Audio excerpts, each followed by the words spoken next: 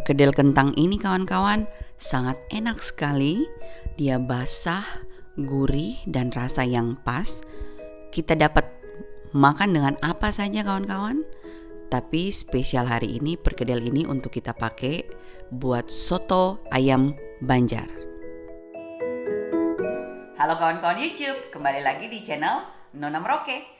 Kawan-kawan, video kali ini saya mau buat perkedel kentang untuk saya gunakan pada saat saya bikin soto Banjar, soto ayam Banjar.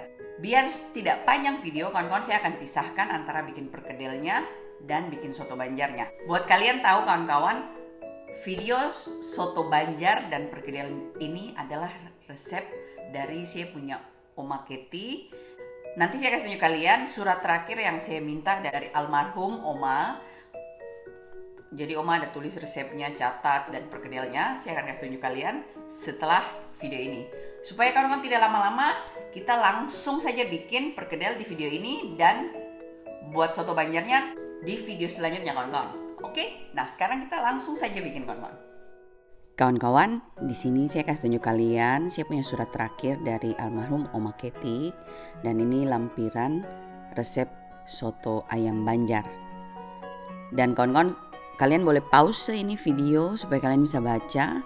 Yang jelas di sini resep dari Oma dan di belakang saya buat sesuai yang saya rasa lebih enak kawan-kawan. Langsung saja mulai kawan-kawan. Di sini saya sudah menggoreng kentang dan kentang yang hancur kawan-kawan, yang lembut. Kalau di Holland kami bilang kraumek. Kalau kita tekan dia hancur. Jadi jenis kentang yang seperti itu.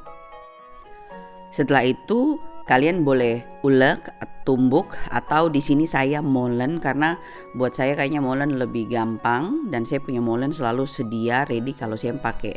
Setelah selesai kita molen, baru kita campur dengan semua bahan-bahan yang ada.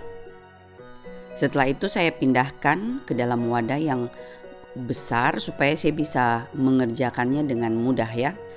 Setelah itu kita lanjut sediakan seledrinya. Jadi kawan-kawan usahakan potong seledri ini halus-halus, kecil-kecil supaya pada saat kita campur di dalam perkedel dia tidak kasar-kasar begitu kawan-kawan. Tapi sesuai seleranya kalian.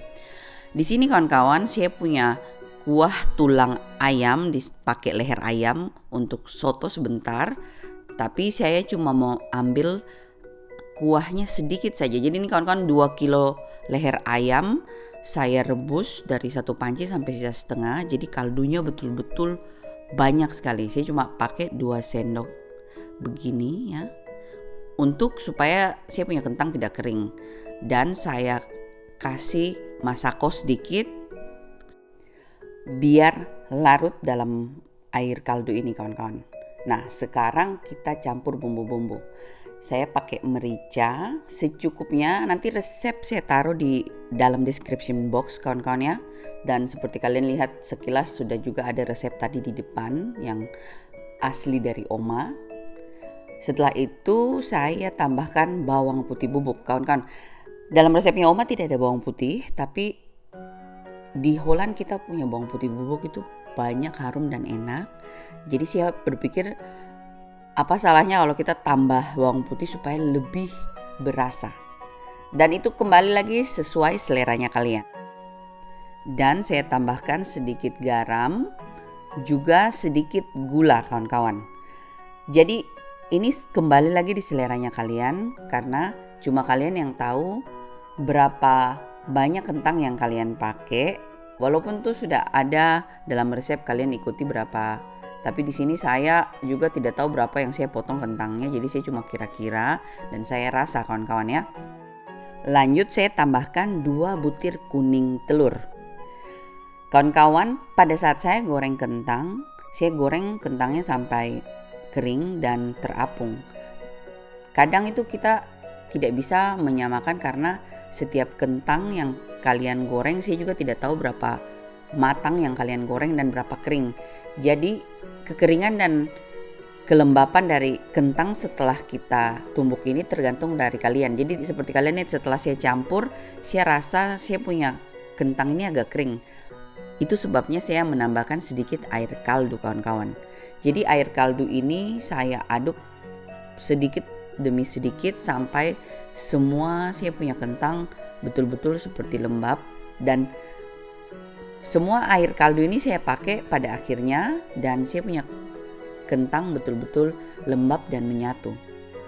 Spesial di Holland kawan-kawan, kentang itu betul-betul kraumek sekali. Jadi kalau kita goreng kentang sampai agak kering, dia betul-betul kering sekali. Kadang bahkan kentang itu pada saat kita mau bikin perkedel dia terhambur kawan-kawan ya. Kalau di Indonesia malah kita bermasalah dengan terlalu basah, jadi dia malah terhambur.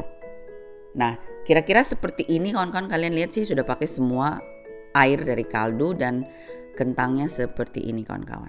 Kali lagi kelembapannya sesuai selera kalian. Jadi buat saya seperti yang ini sudah bisa saya pulung dan dia menyatu kawan-kawan. Dan sekarang kita pulung-pulung adonan dan cetak. Di sini kawan-kawan saya cetak pakai takaran cup yang kalau tidak salah ini yang kecilnya, dan saya gunakan plastik warping. Di sini saya cover plastik warpingnya di dalam cup supaya pada saat kita cetak ini adonan kentang gampang kita kasih keluar. Jadi ini ide saya temukan zaman-zaman saya masih anak, masih kecil-kecil kawan-kawannya, dan saya punya pesanan begitu banyak kentang. Jadi saya ketemu ide seperti ini, dan kalian lihat saya taruh tekan-tekan, jadi betul-betul padat kawan-kawan kalau kita gunakan cetakan seperti ini dan tidak lama. Kalau kalian mau buat sama semua kentangnya, kalian paling baik timbang dan bisa bikin semua kentang sama besarnya kawan-kawan. Sekilas ini saya cuma bikin yang besar 5 buah untuk foto dan kasih tunjuk kalian contohnya.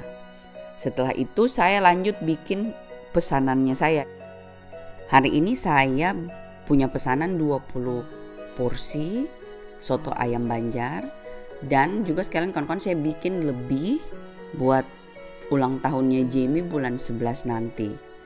Nah kawan-kawan, setelah selesai saya pulung yang kecil-kecil dan yang besar-besar, sekarang kita siap-siap mau goreng. Siapkan minyaknya, panaskan, dan kawan-kawan kentang ini kita goreng menggunakan putih telur dari sisa 2 kuning yang kita kasih masuk di dalam adonan tadi. Tunggu sampai minyak panas dengan baik, baru kita goreng. Celupkan terlebih dahulu kentang ke dalam putih telurnya dan pastikan betul-betul semuanya sudah terbalut, baru kita masukkan dalam minyak goreng kawan-kawan. Jadi minyak gorengnya jangan terlalu panas kawan-kawan, nanti langsung coklat. Usahakan panasnya sedang, jadi kita bisa lihat dan kontrol kekuningan dari perkedel ini pada saat kita goreng. Jadi kira-kira seperti ini, kalian lihat sudah kuningnya cantik ya. Dan saya angkat, baru saya lanjut goreng yang lainnya kawan-kawan ya. Goreng perkedel tidak perlu lama-lama kawan-kawan, karena apapun yang ada di dalam perkedel ini semua sudah masak. Jadi kita cuma tinggal goreng sebentar hanya untuk buat ada lapisan luarnya.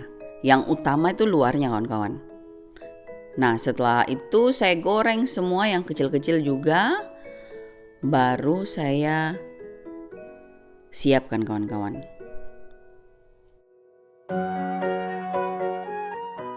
Pada saat kalian menggoreng kawan-kawan, perhatikan jangan terlalu banyak, karena kentang ini sangat rapuh ya. Jadi kalau terlalu banyak kalian goreng, bisa-bisa dia melengket, atau pada saat kita aduk atau kita mau balik tercungkil keluar atau bolong gitu. Jadi bisa buat terhambur.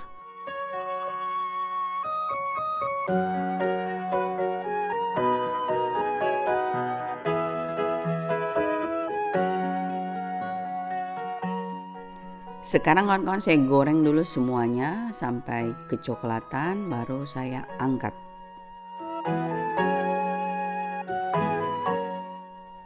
Ini dia kawan-kawan setelah semua sudah digoreng dan hasilnya seperti ini. Dan ini dia perkedel kentang yang akan kita gunakan buat soto ayam Banjar. Selamat mencoba kawan-kawan.